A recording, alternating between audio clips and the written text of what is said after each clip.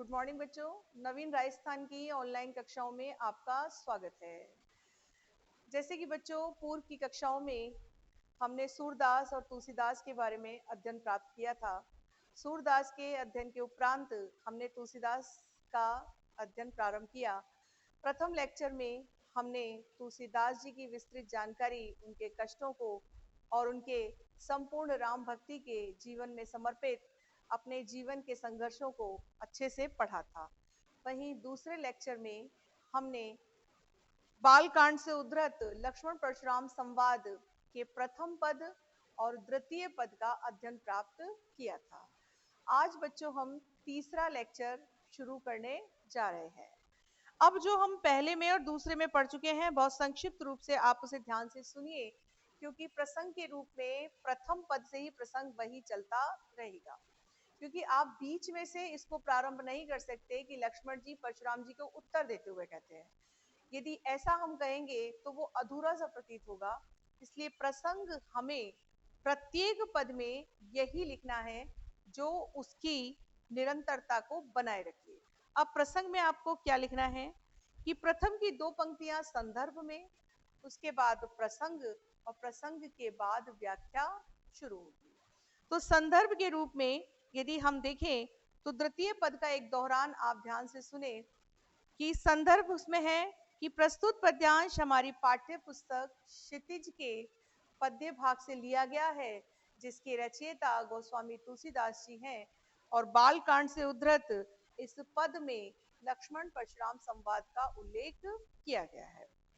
उसके बाद प्रसंग प्रारंभ होगा कि रामचंद्र जी द्वारा धनुष भंग हो जाने के उपरांत परशुराम जी के क्रोध की अग्नि को और अधिक बढ़ाते हुए लक्ष्मण जी ने मुस्कुराते हुए जो कुछ भी कहा वो प्रस्तुत पद में दिया गया है। ऐसा आपको लिखना है, क्योंकि बहुत अधिक बढ़ाना नहीं है। अब यदि हर बार हम यही लिखते रहेंगे कि जनक के दरबार में स्वयंवर का आयोजन हुआ, तो वो बहुत बड़ा हो जाएगा। बस पहले पद में इतना बड़ा लिखना है, बाकी सब में लक्ष्मण जी और परशुराम जी का जो संवाद है, तो रामचंद्र जी के धनुष भंग से प्रारंभ करते हुए उनके संवाद को आगे बढ़ाना है। अब दूसरे पद के बारे में संक्षिप्त रूप से सुनिए कि लक्ष्मण जी ने मुस्कुराते हुए परशुराम जी का अपमान करते हुए क्या कहा था। लक्ष्मण जी ने परशुराम जी से हंसते हुए कहा, लखन कहा हंसी हमरे जाना, सुनो देव सब धनुष समाना। लक्ष्मण जी ने परशुराम जी से हंसते हुए कहा कि हे देव सुनिए, हमारी नजर में सारे धनुष समान ही होते हैं, सब धनुष समान ही होते हैं। बचपन से लेकर आज तक हमें किसी ने नहीं कहा कि बचपन में खेलने के धनुष कुछ और होते हैं और युद्ध के धनुष कुछ और होते हैं। और ये पुराना धनुष था, यदि टूट गया तो टूट गया। पुराने धनुष के टूटने से क्या लाभ और क्या हानि। आपको बताया गया था कि ये क्षति शब्द लिखा हुआ है, और क्षति शब्द का मतलब होता है क्षति, और क्षति का मतलब होता है हानि। का क्षति लाभ जून धनु तोरे, कि क्या तो हानि और क्या लाभ पुराने धनुष के टूटने से। देखा राम नयन के भोरे, हे परशुराम जी, नेत्रों से कितने भोले भाले दिखाई देने वाले रामचंद्र जी को जरा ध्यान से देखिए। आपको कहाँ लगता है कि इन्होंने किसी अपने निजी लाभ के कारण शिव के धनुष को तोड़ दिया होगा। लक्ष्मण जी परशुराम जी को ऐसे उकसाते हुए कि वो और अधिक क्रोध करें और अधिक बोले और फिर उनके क्रोध का वो सामना करें, इस तरह से लक्ष्मण जी बोलते रहते हैं, और परशुराम जी भी अपने क्रोध के कारण चुप नहीं रह पाते हैं। छुअत टूट रघुपति न दोसु, मुनि बिनु काज करई कत रोसु। छूते ही रामचंद्र जी के ये धनुष टूट गया, इसमें रामचंद्र जी का दोषु यानी कोई दोष नहीं है। लक्ष्मण जी परशुराम जी को समझाते हैं कि ये धनुष जो था पुराना था, पुराना होने के कारण ये छूते ही टूट गया, इसमें रामचंद्र जी का कोई दोष नहीं है। मुनि बिनु काज यानी बिना कारण या बिना मतलब। आप कितना, करई यानी करते हैं, कत यानी कितना, रोषु यानी क्रोध। हे मुनिवर, आप बिना कारण कितना क्रोध करते हैं। बोले चितई परसु की ओरा, अब परशुराम जी लक्ष्मण जी की ऐसी चपलता भरी बातों को सुनकर उनका उत्तर देते हुए कहते हैं, बोले चितई परसु की ओरा। वो अपने चित्त को यानी अपने ध्यान को फरसे की ओर दिखाते हुए, जो फरसा वो हमेशा अपने कंधे पे रखते थे, उस फरसे की ओर अपने ध्यान को दिखाते हुए वो उससे कहते हैं, रे सठ। सठ का मतलब है दुष्ट, कि अरे दुष्ट सुनई स्वभाव ना मोरा, कि हे दुष्ट तूने मेरे स्वभाव को सुन नहीं रखा है। सठ यानी दुष्ट, कि हे दुष्ट तूने मेरे स्वभाव को सुन नहीं रखा है। क्या नहीं जानता कि मुझसे बड़ा कोई भी मुनिवर नहीं है जो क्रोध की अग्नि के रूप में जाना जाता है। बालक बोले बधु नहीं तो ही, तुझे बालक बोला है इसलिए तेरा वध नहीं कर सकता हूं। बालक बोली बधु नहीं तो ही, केवल मुनि जड़ जानहि मोहि। आपको पूर्व की कक्षा में बताया गया था कि जड़ का मतलब होता है स्थिर। स्थिर का मतलब जैसे जड़ जो होती है पेड़ की जड़, वो चलायमान नहीं है। ठीक उसी प्रकार परशुराम जी लक्ष्मण जी से कहते हैं कि हे बालक, तू ऐसा ना समझ कि मैं जड़ की भांति स्थिर हूं। मैं जड़ नहीं हूं, मुझे क्रोध आता है। केवल मुनि जड़ जान ही मोही, मुझे स्थिर मुनि समझने का दुस्साहस ना कर। बाल ब्रह्मचारी अति कोही, है कोई मुझसे बड़ा बाल ब्रह्मचारी जो तुझे संसार में दिखाई देता है। अब बाल ब्रह्मचारी कहने का तात्पर्य यह है कि आजीवन परशुराम जी ने विवाह नहीं किया था। परशुराम जी को बाल ब्रह्मचारी के रूप में जाना जाता है। तो लक्ष्मण जी से परशुराम जी कहते हैं कि बाल ब्रह्मचारी अति कोही, कोई मुझसे बड़ा बाल ब्रह्मचारी है कोई जो संसार में तुझे दिखाई देता है। विश्व विदित क्षत्रिय कुल द्रोही, जैसा कि आपको बताया गया था कि क्षत्रिय कुल का परशुराम जी ने एक बार नहीं कई बार संहार कर दिया था, क्योंकि उन्होंने अपनी मां के कहे अनुसार अपने पूर्वजों के कलंक को उतारने के लिए, उनको दोष से मुक्त करने के लिए क्षत्रियों का नाश करना पड़ा। माता द्वारा कहे गए वचनों का पालन करते हुए परशुराम जी ये भूल गए कि वो एक ब्राह्मण है और क्षत्रियों को मारने का जो दोष उन्हें लगेगा वो लगेगा ही लगेगा। कई वर्षों की तपस्या के उपरांत तो परशुराम जी ने अपने उस कलंक को धो दिया, लेकिन क्षत्रियों को पृथ्वी पर रहने नहीं दिया जो जो उनके पूर्वजों के दोष से संबंधित थे। तो परशुराम जी लक्ष्मण जी से कहते हैं कि भुज बल भूमि भूप बिनु कीनी, भुजाओं के बल से मैंने भूमि को भूप यानी राजा के बिना कर दिया। भूप का मतलब होता है राजा, कि भुजाओं के बल से मैंने पृथ्वी को राजा के बिना कर दिया। कहने का तात्पर्य है कि मैंने भुजाओं के बल से इस पृथ्वी को पूरी तरह से क्षत्रियों से विहीन कर दिया। और विपुल बार मही देवन दीनी, और बहुत बार मैंने ये पृथ्वी मही देवन यानी पृथ्वी के ब्राह्मणों को, पृथ्वी के देवताओं को प्रदान कर दी। आपको बताया गया था कि मही का मतलब है पृथ्वी और देवन का मतलब है देवता। इन दोनों को जोड़ दिया तो पृथ्वी के देवता।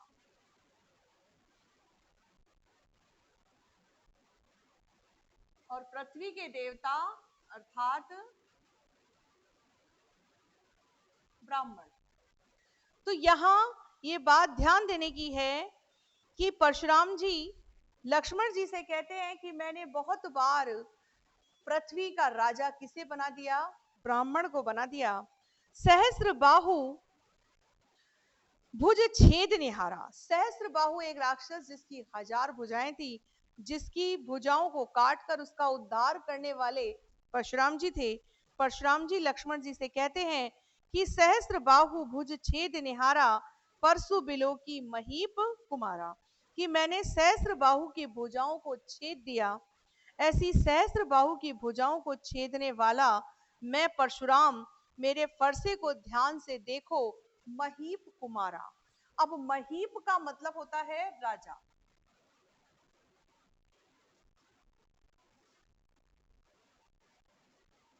और कुमार का मतलब हुआ बेटा, अर्थात राजकुमार। महीप कुमारा अर्थात राजकुमार। कि हे लक्ष्मण, सहस्त्र बाहु की भुजाओं को जो मैं घेरने वाला हूं, छेदने वाला हूं, ऐसे मेरे परशुराम के और ध्यान से देखो राजकुमार, कि मैंने अब तक कितनों का संहार किया है। मुझे समय नहीं लगता फरसे को उठा के गर्दन को उड़ाने में, इसलिए ध्यान से देखो, मुझसे धृष्टता ना करो। ये क्रोध, ये वीर रस की भांति तुम्हारे द्वारा दिखाए गए ये वीरोचित गुण कहीं ना कहीं तुम पर भारी पड़ जाएंगे। अब आपको मैंने ये पद पहले भी पढ़ाया था, इसलिए संक्षिप्त रूप से केवल इसका हिंदी अर्थ आपको कराया गया है। अब नीचे से आप ध्यान से सुनिए। मातु पितहि जनी सोच बस, करसी महिष किशोर, गर्भन के अर्भक दलन, परसु मोर अति घोर। अब देखिए, महिष यानी भी राजा ही होता है,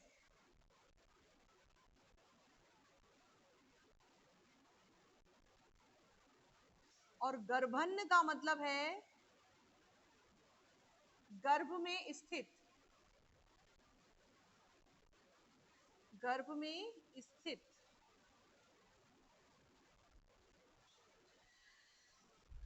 मातु पितहि जनी सोच बस, करसी महिष किशोर, गर्भन के अर्भक दलन, परसु मोर अति घोर।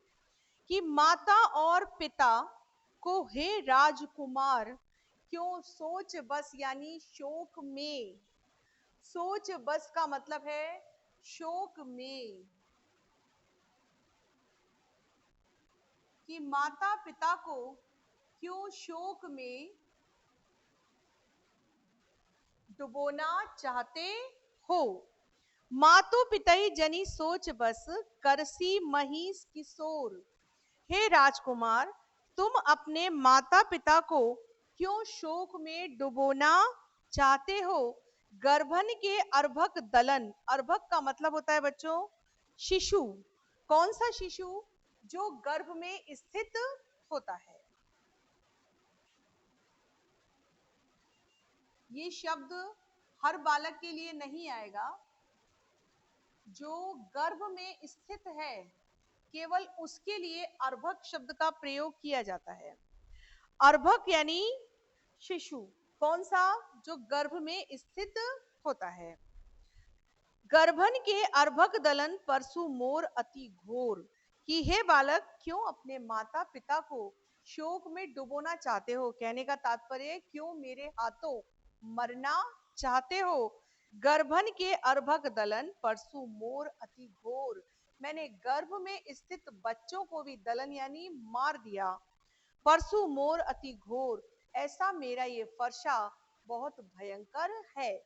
परशुराम जी जब क्षत्रिय कुल का नाश करने के लिए बार बार क्षत्रिय राजाओं पर आक्रमण करते थे, केवल उन्हीं राजाओं पर जो उनके पूर्वजों के दोष से संबंधित थे, सभी पर नहीं। जब आक्रमण के लिए पहुंचते थे तो फरसे से काटते काटते वो ये भूल जाते थे कि वो जिनके गले काट रहे हैं वो कौन है।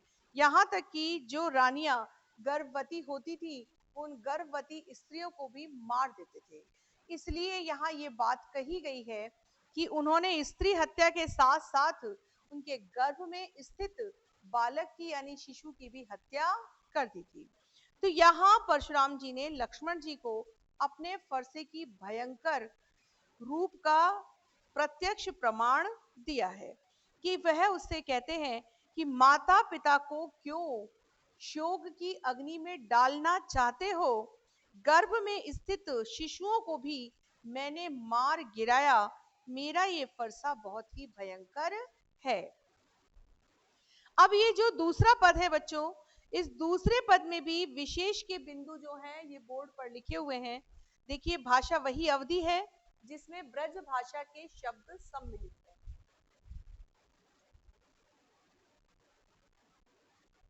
अवधि भाषा में ब्रज भाषा के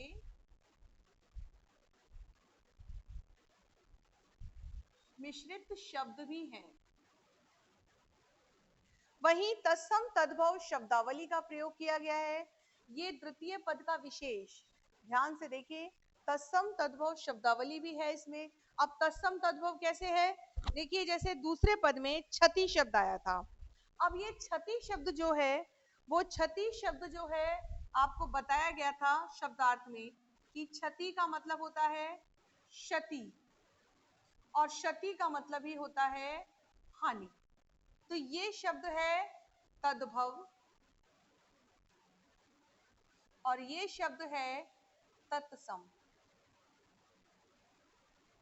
ये तो है तद्भव और ये है तत्सम, और ये आपका हिंदी शब्द है। तो ये तत्सम और तद्भव में आपको ध्यान रखना है कि जो शब्द आए हैं उनके प्रयोग में जब आप विशेष लिखेंगे तो आप चाहें तो उदाहरण भी दे सकते हैं। तो इस तरह से अवधि भाषा का प्रयोग है जिसमें ब्रज भाषा के शब्द भी सम्मिलित हैं। वहीं भाषा सरल, स्पष्ट और प्रभावमयी है। तीसरे पद में आप लिखेंगे तत्सम तद्भव शब्दावली का प्रयोग किया गया है, और तत्सम तद्भव शब्दावली के साथ साथ अनुप्रास और उपमा अलंकार का प्रयोग भी किया गया है। अब आप कहेंगे कि उपमा अलंकार कैसे? जैसे इन्होंने कहा है, सुनो देव सब धनुष समाना। ये सब शब्द जो है ये उपमा के लिए है। सब यानी सभी। तो समान के रूप में, समानता के रूप में जहां भी सम, समान, समी जैसे शब्द आते हैं वहां उपमा अलंकार होता है। तो उपमा अलंकार और अनुप्रास अलंकार है। वहीं लक्ष्मण जी की वीरता के कारण वीर रस है, और परशुराम जी के क्रोध के कारण यहाँ पर रौद्र रस है, और रामचंद्र जी के लिए विनय रस है। तो रामचंद्र जी का प्रयोग यहाँ नहीं हुआ है, इसलिए विनय रस और शांत रस आपको नहीं लिखना है। इस तरह से वीर रस, रौद्र रस का प्रयोग है। वहीं पांचवा बिंदु जो आपके विशेष का रहेगा वह है ओज गुण, क्योंकि आपको बताया था पूर्व की कक्षाओं में कि वीर रस जहां भी होता है वहां ओज गुण का प्रयोग होता है। अब बच्चों, इस तरह से जो दूसरा पद आपको पहले भी पढ़ाया गया था जिसका संक्षिप्त ब्यौरा आपको अभी दिया गया है, और विशेष बिंदुओं के साथ साथ आपको ये भी बताया गया है कि इस तृतीय पद में लक्ष्मण जी और परशुराम जी के जो वाक युद्ध हुआ, उस युद्ध के उपरांत कहीं भी ना लक्ष्मण जी चुप होने वाले हैं और ना परशुराम जी शांत होने वाले हैं, और रामचंद्र जी इन दोनों के वाक युद्ध के मध्य चुपचाप एक मूक दर्शक की भांति बैठकर आनंद ले रहे हैं। अब हम तीसरा पद शुरू करने जा रहे हैं। देखिए, तृतीय पद शुरू करने से पहले हम फिर वही संदर्भ प्रसंग एक बार ध्यान से सुनेंगे। तृतीय पद का जो संदर्भ है वो यही है कि प्रस्तुत पद हमारी पाठ्य पुस्तक क्षितिज के पद्य भाग से लिया गया है, जिसके रचयिता गोस्वामी तुलसीदास जी हैं। तुलसीदास जी ने रामचरितमानस के बाल कांड से इस पद को लिया है। अब ये संदर्भ लिखने के उपरांत आपको अपना प्रसंग लिखना है, और प्रसंग में क्या बताना है कि प्रस्तुत पद में लक्ष्मण जी परशुराम जी की क्रोध की अग्नि को और अधिक बढ़ाते हुए उनसे वीरोचित बहुत सी बातें कहते हैं, और ये बताने का प्रयास करते हैं कि अब तक उनका जिन राजाओं से सामना हुआ शायद वे इतने वीर ना होंगे जितने वीर रामचंद्र जी और लक्ष्मण जी हैं। परशुराम जी को कहा जाता है कि अपनी इस वीरता के कारण या क्षत्रिय कुल का नाश करने के कारण उनके अंदर अहम का भाव यानी अहंकार जागृत हो गया था, और भगवान जहां भी अहंकार को देखते हैं उस घमंड की स्थिति में व्यक्ति का कहीं नाश ना हो जाए, ऐसी स्थिति में वो उसके अहंकार को दूर करके ही रहते हैं। इसीलिए लक्ष्मण जी के रूप में परशुराम जी को उनकी वास्तविक स्थिति का परिचय कराया जा रहा है। अब प्रसंग होने के उपरांत व्याख्या ध्यान से देखिए। विहसी लखन बोले मृदुवाणी, अहो मुनीसु महाभट मानी। लक्ष्मण जी जो हैं वो परशुराम जी से यद्यपि जो भी बात कह रहे हैं वो बात कहते हुए, वो उनका अपमान ना करते हुए भी वो अपमान के जैसे ही शब्द निकल रहे हैं। जैसे बच्चों आप जानते हैं कि कोई व्यक्ति यदि देरी से आए और हम उससे कहें कि आप तो बहुत जल्दी आए, तो इसका अर्थ ये होता है सामने वाला यदि इस व्यंग का अर्थ समझ गया तो वो समझ जाएगा कि आपने उसका अपमान किया है, उस पर व्यंग किया है। ठीक उसी प्रकार से लक्ष्मण जी व्यंग्योक्तियां कह रहे हैं, यानी परशुराम जी पर व्यंग कर रहे हैं कि मान लिया आपने बहुत लोगों का संहार किया है, आपने गर्भ के बच्चों को भी मार दिया, आपने स्त्रियों को भी मार दिया, ये सब बात उचित है, लेकिन कहीं वीरोचित कार्य तो नहीं है। ठीक है, माँ ने कहा तो एक बार क्षत्रिय कुल से आप अपना ऋण उतार देते, लेकिन बार बार क्षत्रियों का नाश करना आपको शोभा नहीं देता। अब लक्ष्मण जी जो हैं वो परशुराम जी से बड़े हंसते हुए बोल रहे हैं। बेहसी लखन बोले मृदुवाणी, बेहसी का मतलब है हंसते हुए। लखन यानी लक्ष्मण जी बोले यानी बोलते हैं, मृदुवाणी यानी कोमल वाणी में। हंसते हुए लक्ष्मण जी बड़ी कोमल वाणी में बोलते हैं, अहो मुनीसु महाभट मानी, अरे मुनिवर मैंने आपको महान योद्धा मान लिया। भट यानी योद्धा। वैसे तो भट शब्द का प्रयोग युद्ध भूमि के योद्धा के लिए होता है, लेकिन यहां योद्धा वाक युद्ध वाले योद्धा के रूप में है कि अहो मुनीसु महाभट मानी, अरे मुनिवर मैंने आपको महान योद्धा मान लिया है। पुनि पुनि मोही दिखाव कुठारो, पुनि पुनि यानी बार बार आप मुझे कुठार दिखाते हैं। पुनि पुनि यानी बार बार आप मुझे क्या दिखाते हैं, कुठार। या कुठार जो है फरसे को ही कहा गया है, जो परशुराम जी का शस्त्र है वो फरसा है और उस फरसे को ही उन्होंने कुठार कहा है। पुनि पुनि मोही दिखाव कुठारू, बार बार आप मुझे कुठार दिखाते हैं। चहत उड़ावन फूकी पहाड़ों, ऐसा लगता है कि जैसे आप पहाड़ को, पहाड़ू का मतलब है पहाड़ को, फूकी यानी फूक मार के, उड़ावन यानी उड़ाना, चाहत यानी चाहते हैं।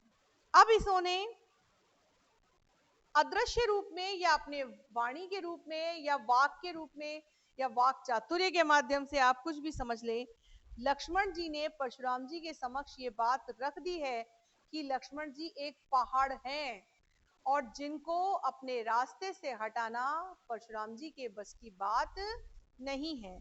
बच्चों कहा जाता है कि जहां रामचंद्र जी विष्णु भगवान के अवतार हैं, वहीं लक्ष्मण जी भी शेषनाग जी के अवतार हैं। तो लक्ष्मण जी जो शेषनाग जी के अवतार हैं, उनको ऐसे परास्त करना परशुराम जी के बस की बात नहीं थी। और परशुराम जी इस बात को जानकर भी समझ नहीं पा रहे थे कि जिसने शिव के धनुष को भंग कर दिया उसका छोटा भाई यदि ये बात समझाने का प्रयास कर रहा है तो कहीं ना कहीं इसकी बातों में कोई तंत्र अवश्य होगा। चहत उड़ावन फूकी पहाड़ो, लक्ष्मण जी बात ही बात में परशुराम जी से कह देते हैं कि तुम तो इस तरह की बातें कर रहे हो जैसे चाहते हो कि तुम पहाड़ को फूंक मार कर उड़ा दोगे। मैं एक पहाड़ हूं और तुम फूंक मारोगे तो मैं उड़ जाऊंगा। यहाँ कुंबड़तिया कोई नाही, कुंबड़तिया का मतलब होता है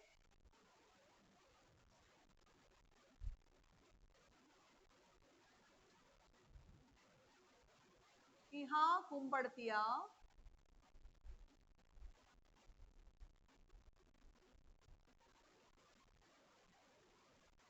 छुई मुई या कमजोर। यदि साहित्यिक अर्थ में देखें तो कुंबड़तिया का मतलब है जो ये देशज शब्द है, इसको आप ब्रज में या अवधि में नहीं रख सकते, ये देशज शब्द कहे जाते हैं जो एक किसी स्थान विशेष में काम में आते हैं। यहाँ कुंबड़तिया कोई नहीं, यहाँ कोई भी छुई मुई के पौधे जैसा कमजोर नहीं है, जे तर्जनी देखी डरी जाए। यहाँ कोई भी छुई मुई का पौधा नहीं है। आप सोच रहे हैं कि मैं कोई छोटा सा बालक हूं, आप मुझे कुछ कहेंगे या आप मेरी तरफ ऐसे उंगली दिखाएंगे तो उंगली के दिखाने से जैसे छुई मुई का पौधा यूं सिमट जाता है, ठीक उसी प्रकार मैं भी डरकर कहीं जाकर छिप जाऊंगा। तो ये आपका सोचना उचित नहीं है, क्योंकि यहाँ कोई भी छुई मुई के पौधे जैसा कमजोर नहीं है। देखी कुठारू सरासन बाना, हे मुनिवर मैंने आपका कुठार भी देख लिया, मैंने आपका सरासन यानी धनुष भी देख लिया और बाना यानी बाण भी देख लिए। हे मुनिवर मैंने आपका कुठार भी देख लिया, सरासन यानी धनुष भी देख लिया और बाणा यानी बाण भी देख लिए। मैं कछु कहा सहित अभिमाना, मैंने जो कुछ भी आपसे कहा है वो अभिमान के साथ कहा है। अब ये ध्यान देने की बात है बच्चों कि अहंकार में और अभिमान में फर्क होता है। अहंकार अपनी शक्ति पर अनावश्यक रूप से विश्वास हो जाना और फिर ये मान लेना कि मुझसे बड़ा कोई नहीं है, मैं शब्द का अर्थ अपने आप में स्वीकार कर लेना ही अहंकार है। और अभिमान को अच्छे अर्थ में लिया जाता है, अर्थात अपने आत्मबल को पहचानना, उसको गर्व के रूप में स्वीकार करना। तो लक्ष्मण जी ने अभिमान शब्द का प्रयोग किया है, अर्थात यहाँ स्वाभिमान से अर्थ है। देखी कुठारू सरासन बाना, मैंने आपका कुठार भी देख लिया, सरासन यानी धनुष भी देख लिया और बाणा यानी बाण भी देख लिए। मैं कछु कहा सहित अभिमाना, मैंने जो कुछ भी आपसे कहा है वो अभिमान के साथ कहा है। भृगुसुत समझो जनेऊ बिलो की, जे कहू कहो सहु रिस रोकी। आपको मैं अच्छी तरह से समझ गया कि आप भृगुसुत, भृगु जो हैं वो परशुराम जी के पिताजी है। ये आपको पूर्व की कक्षा में बताया गया था कि भृगु जो हैं वो परशुराम जी हैं, परशुराम जी के पिताजी हैं। तो आपको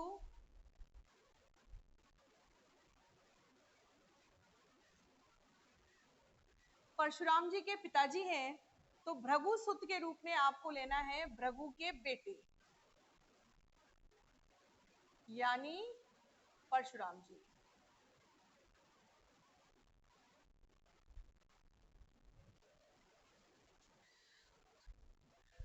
भृगु सुत समझो जनेऊ बिलो की, जो कछु कहो सहो रिस रोकी। मैंने अच्छे से जान लिया कि आप भृगु के पुत्र हैं और आपकी जनेऊ को भी मैंने देख लिया। मैंने जो कुछ भी कहा है वो क्रोध को रोककर कहा है। मैंने जान लिया कि आप भृगु के पुत्र हैं, अर्थात महान तपस्वी भृगु के आप पुत्र हैं। आपकी जनेऊ मैंने देख ली, ये भी समझ आ गया कि आप ब्राह्मण हैं। जो कछु कहो सहो रिस रोकी, मैंने आपको जो कुछ भी कहा है वो क्रोध को रोककर कहा है, अर्थात आप क्रोधी हैं तो ये ना माने कि किसी और को क्रोध नहीं आ सकता है, क्रोध मुझे भी आता है। और मैंने आपसे अब तक जो कुछ भी सुना, अब लक्ष्मण जी को क्रोध क्यों आ रहा है? देखिए बच्चों, वो भी क्षत्रिय है, इसलिए क्षत्रियों के नाश की बात सुनकर, ठीक है कर्म किसी ने किया हो तो दोष भी उसको ही लगना चाहिए। यदि आप पिता ने कोई कर्म किया है या कोई पाप किया है और आप उसके बेटे को वो पाप का मूल्य चुकाने के लिए कहे तो ये कहीं भी उचित नहीं है। तो लक्ष्मण जी को गुस्सा आने का कारण ये है कि जब उन्होंने परशुराम जी की ये बातें सुनी कि उन्होंने क्षत्रिय कुल का नाश कर दिया, उन्होंने गर्भवती स्त्रियों का भी संहार कर दिया, तो लक्ष्मण जी को परशुराम जी की ये बातें सही नहीं लगी और उन्हें लगा कि परशुराम जी ने कहीं भी अपने मुनि व्रत धर्म का पालन नहीं किया। तो वो परशुराम जी से कहते हैं कि मैं अच्छे से जान गया कि आप भृगु के पुत्र हैं, आपकी जनेऊ मैंने देख ली है, जो कछु कहो सहो रिस रोकी, मैंने आपसे जो कुछ भी अब तक कहा है रिस यानी क्रोध को, रोकी यानी रोक कर कहा है। मैंने अब तक आपसे जो कुछ भी कहा है वो क्रोध को रोक कर कहा है। सुर महिसुर हरिजन अरुगाई, हमरे कुल इन पर ना सुराई।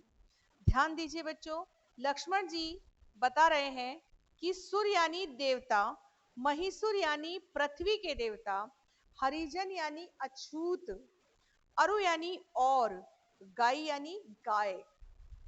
सुर यानी देवता, महिसुर यानी पृथ्वी के देवता, हरिजन यानी अछूत, अरु गाय यानी और गाय, हमरे कुल इन पर ना सुराई। सुराई का अर्थ है बच्चों वीरता, कि हमारे कुल के लोग इन पर अपनी वीरता नहीं दिखाते। किन पर नहीं दिखाते हैं? देवताओं पर, ब्राह्मणों पर, गाय पर और देवताओं पर। देवताओं पर, ब्राह्मणों पर, गाय पर और अछूतों पर हमारे कुल के लोग अपनी वीरता नहीं दिखाते हैं। बधे पापु अपकीरति हारे, मारतु पाप परेउ तुम्हारे। लक्ष्मण जी परशुराम जी से कहते हैं कि देखिए परशुराम जी, मान लिया कि आप बहुत बड़े ब्राह्मण हैं, आपने बहुत सारे क्षत्रियों कुल का नाश कर दिया है, लेकिन ध्यान दीजिए कि हम चार पर शस्त्र नहीं उठाते हैं। देवताओं पर, ब्राह्मणों पर, अछूतों पर और गाय पर। हमारे कुल के अर्थात रघुकुल में इन लोगों पर वीरता दिखाने का प्रयास नहीं किया जाता है।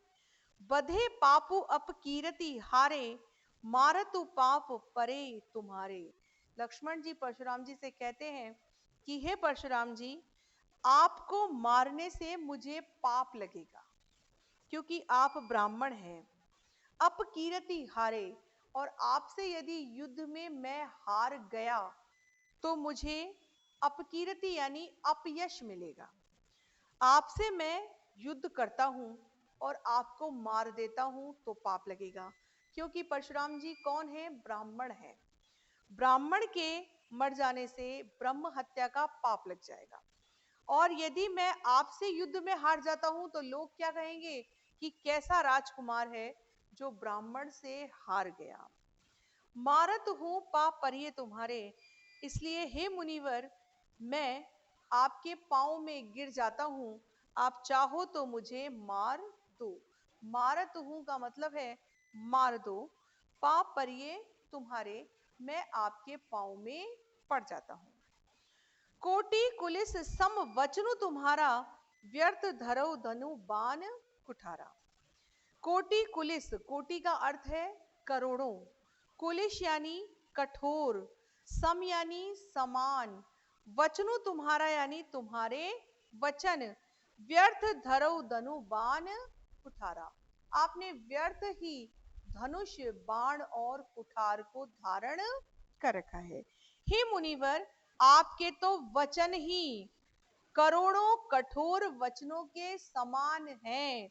आपने तो व्यर्थ ही धनुष, बाण और कुठार उठा रखा है।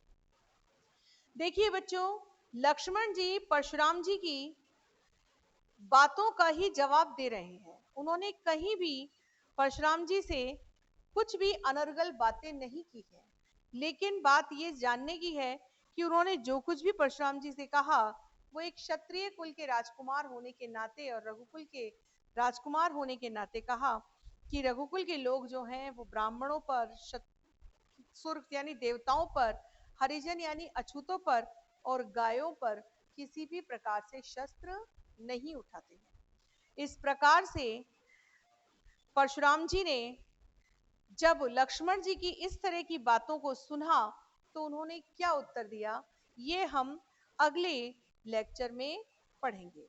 अब ध्यान दीजिए, जो आपने आज पढ़ा है उसको एक बार मैं पुनः बोल रही हूं, वो ध्यान से सुनिए। लक्ष्मण जी ने हंसते हुए बड़ी कोमल वाणी में बोला, बेहसी लखन बोले मृदुबानी, अहो मुनीसु महाभटमानी। हंसते हुए लक्ष्मण जी ने बड़े कोमल वाणी में मुनिवर से कहा कि अरे मुनिवर, मैंने आपको महान योद्धा मान लिया। पुनि पुनि मोई दिखाव कुठारू, चहत उड़ावन फूकी पहाड़ू। बार बार आप मुझे कुठार दिखाते हैं, ऐसा लगता है कि मुझ जैसे पहाड़ जैसे राजकुमार को आप फूंक मारकर उड़ाना चाहते हैं। यहाँ कुंबड़तिया कोई नाही, जे तर्जनी देखी डरी जाई। यहाँ पर कोई भी कुंबड़ती यानी छुई मुई के पौधे जैसा कमजोर नहीं है, जो आपकी तर्जनी को यानी इस वाली उंगली को, ये उंगली तर्जनी होती है जो हम सबकी तरफ करते हैं, तर्जनी उंगली को देखकर डर जाए। देखी कुठारू सरासन बाना, मैंने आपका कुठार सरासन यानी धनुष और बाणा यानी बाण देख लिए हैं। मैंने जो कुछ भी आपसे कहा है अभिमान के साथ कहा है। भृगु सुत समझो जनेऊ बिलो की। हे मुनिवर, मैं जान चुका हूं कि आप भृगु के पुत्र हैं। आपने जनेऊ को धारण कर रखा है, अर्थात आप ब्राह्मण हैं। जो कछु कहो सहो रिस रोकी। मैंने जो कुछ भी आपसे कहा है क्रोध को रोककर ही कहा है। सुर महिसुर हरिजन अरुगाई, हमरे कुल इन पर ना सुराई। देवताओं पर, महिसुर यानी पृथ्वी के देवता यानी ब्राह्मणों पर, हरिजन यानी अछूतों पर और गाय यानी गाय पर, हमारे कुल के लोग अर्थात रघुकुल में किसी ने भी इन चार पर शस्त्र नहीं उठाया है। को पापो बधे पापू अपकीरति हारे, मारत पाप पर ये तुम्हारे। हे मुनिवर, यदि मैं आपका वध करता हूं तो मुझे पाप लगता है, क्योंकि आप ब्राह्मण हैं और ब्रह्म हत्या का पाप मुझे लग जाएगा। अपकीरति हारे, और यदि मैं आपसे युद्ध में हार जाता हूं तो मुझे अपयश मिलेगा। मारत हूं पाप पर ये तुम्हारे, इसलिए आप चाहो तो मुझे मार दो, मैं आपके पांव पड़ता हूं। कोटि कुलिस सम वचनु तुम्हारा, व्यर्थ धरौ धनु बाण कुठारा। हे मुनिवर, करोड़ों कठोर वचनों के समान तुम्हारे ये वचन हैं। तुमने ये जो धनुष बाण और कुठार धारण कर रखा है, ये व्यर्थ ही धारण कर रखा है। तो बच्चों, इस तरह से आपके 3 पद आज पूरे हो गए हैं। अब इन दूसरे पद का जो मैंने व्याख्या आपको करवा दी, 2 बार आपको समझा दी है। आपको दूसरे पद की व्याख्या सप्रसंग व्याख्या करनी है। अब आप गृह कार्य नोट कीजिए बच्चों कि द्वितीय पद की व्याख्या सप्रसंग करते हुए उसका विशेष लिखिए। ये व्याख्या करते हुए आपको कुछ क्वेश्चन भी करने हैं। वो क्वेश्चन आपको जो आज पढ़ाया गया है उससे संबंधित पद में बताए जा चुके हैं। जैसे कि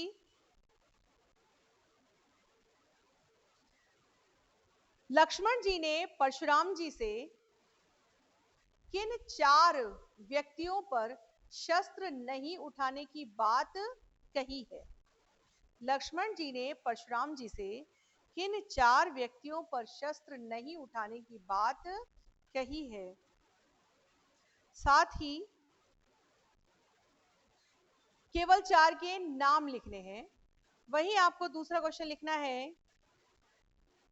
कि शिव का धनुष भंग होने पर परशुराम जी कुपित क्यों होते हैं। ध्यान दीजिए, ये आपको प्रथम और द्वितीय लेक्चर में बताया गया था कि शिव का धनुष भंग होने पर परशुराम जी क्रोधित इसलिए होते हैं क्योंकि परशुराम जी ने शिव को अपना गुरु बनाया था और शिव उनके गुरु थे, और शिव की प्रिय वस्तु यानी शिव का धनुष टूट जाने के उपरांत परशुराम जी को ऐसा लगा कि किसी ने उनकी गुरु की प्रिय वस्तु का संहार कर दिया, तो ये उचित नहीं हुआ, इसलिए परशुराम जी कुपित हो जाते हैं। 4 व्यक्तियों के नाम आपको बताए जा चुके हैं। देवताओं पर, पृथ्वी के देवताओं पर, गाय पर और अछूतों पर रघुकुल के लोग अपने शस्त्र नहीं उठाते हैं। तो पद की व्याख्या के साथ साथ ये 2 छोटे छोटे प्रश्न भी आपको करने हैं।